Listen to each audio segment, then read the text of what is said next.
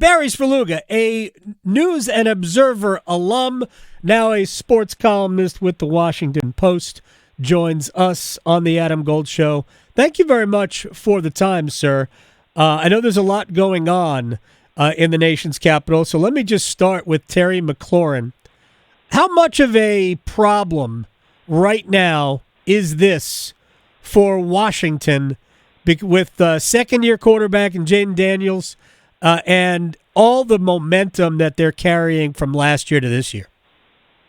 I'd say it's like a 6 out of 10 right now, with the potential to be an 11 out of 10 by the end of camp. But I think, we've seen this across the NFL, and it's not an unusual negotiating tactic. The player really doesn't have a lot of leverage here. He is under contract for this year.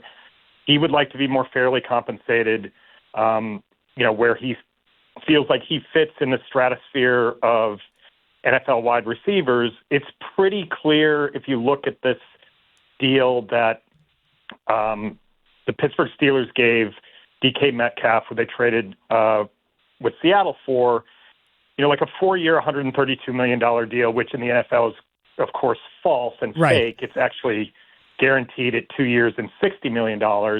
But McLaurin is the same draft class as Metcalf. His stats and availability adds up to better than Metcalf.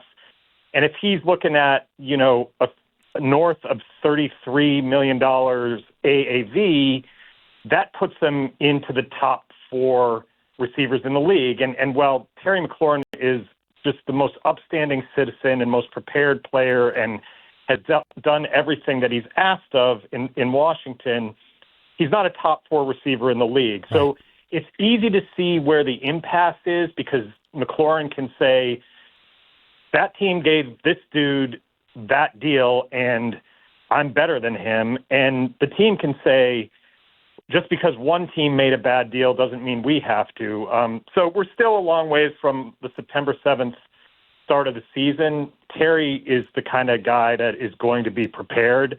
There is a benefit to having more reps in training camp with your quarterback, but it's not like it's last year when the guy was a rookie. They have 17 games plus the playoffs of rapport. So, again, I'd circle back and say it's about a 6 out of 10 of alert in D.C. Barry Svrluga from the Washington Post is joining us here on the Adam Gold Show. I think the shock for me and maybe a lot of Washington fans is that because you alluded to one of the great citizens in the NFL, and he dealt with, 4, 5, 6 years of just like wasteland with the team. And then last year, a lot of the story was, man, everybody felt great because McLaurin had, seen the bottom, basically, and now it looks like they're on the rise.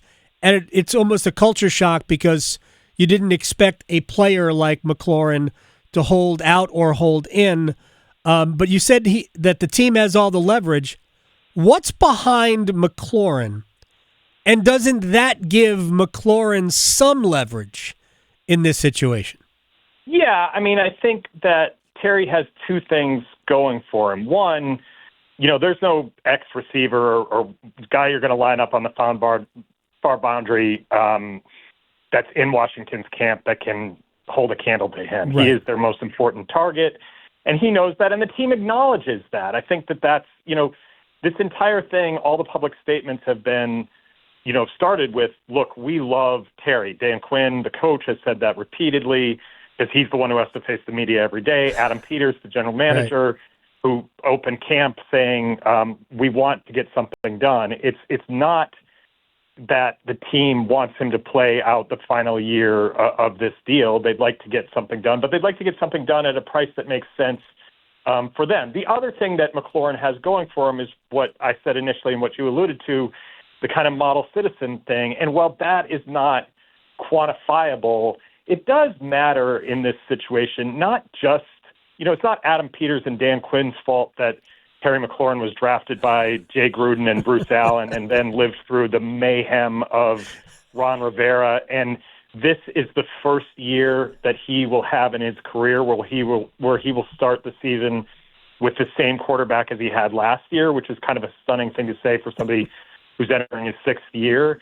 But if you talk to people around the league, there is a value on being the face of the franchise. Now, does that mean that he gets paid as much as Justin Jefferson? It doesn't. It shouldn't. But you should factor that in to some degree. I really think, there's going to be a meeting point where the guarantee comes up and then incentives are placed in. And I think because McLaurin, who hasn't missed a game since 2020, stays so prepared and is so in shape, he could bet on himself with some incentives that are beyond the second year of this deal, because he thinks even though he turns 30 in September, he's coming off his best year with 13 touchdowns and fifth straight 1,000-yard season. Like, he thinks his best football is ahead of him, which not a lot of receivers can say as they enter their 30s. Barry Svrluga joining us here on the Adam Gold Show. I know you cover the Nash, you cover everything.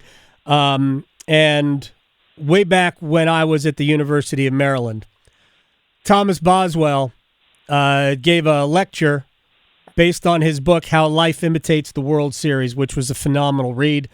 And he came to, speaking to one of my English classes my senior year. That stuck with me. It actually allowed me to talk with him because I left him a long voicemail message reminding him of that when the Nationals moved to D.C. He went into the Hall of Fame. Tom, what was that like? What do you think that was like for him? What do you think that was? What was that like for Washington journalism to have him honored? Well, it was just important and overdue. The voting for that award, it's one Career Excellence Award winner a year. It's voted on by the BBWAA, and there's been a lot of legitimate candidates who've gotten in over the years. Boz is not a joiner. He's not a big hangout with the BBWAA members on the road guy. And he really concentrated on the work, which was groundbreaking. And for people of my generation, really defining. I wrote when he retired a few years ago that not a lot of people get to work alongside their heroes. And I definitely got to do that for 20 years with Boz. So, the ceremony in Cooperstown was just awesome. They do the broadcaster and the writer at a theater outside of town the day before the player inductions now, so they kind of get their full due and don't feel bad about having a 25-minute speech that's delaying people to get to Ichiro.